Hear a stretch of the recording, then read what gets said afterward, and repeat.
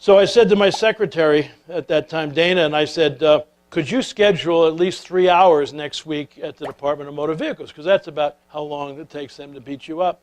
And so I went over there, and I walked in the front door, and I knew something had happened. Because this woman charged me, and she said, welcome to the Department of Motor Vehicles. Do you speak English or Spanish? I said English. She said, right over there. The guy behind the desk said, welcome to the Department of Motor Vehicles. How may I help you? It took me 9 minutes to renew my license, including taking my picture. So I said to this woman taking my picture, what are you all smoking here?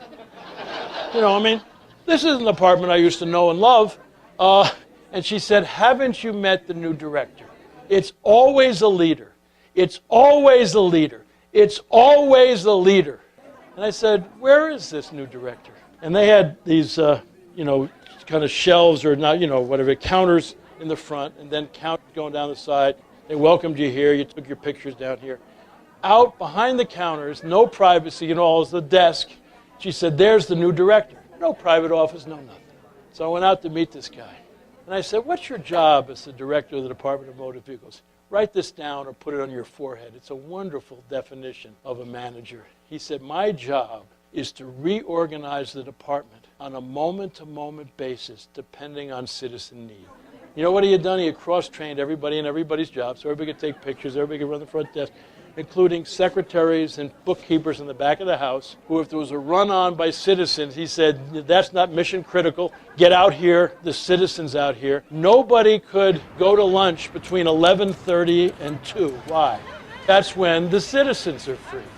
And so this guy is really amazing. Now, just to show you how amazing it is, shortly after this, my secretary turned 50, and she decided that she was going to get one of those mopeds or one of those scooter deals, and she's going to bop around Southern California. So she gets this beauty, and she never even thought about a license. She thought car license, moped, No, you got to get a license. So she goes over to the Department of Motor Vehicles. She gives her name to this woman behind the counter. She said, she looks at it, and Dana had never had a ticket in her life. Not one mark on her whole license. And this woman says, that's incredible, your record. And she said, I'm looking at it, though. In 3 months, you're supposed to come back to take your written driver's license again. Why don't you take both tests today?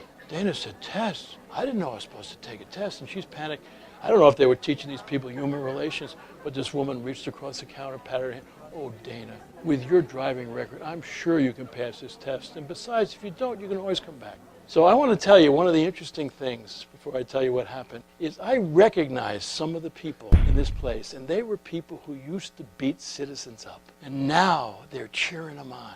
What do you think the difference is? Leadership.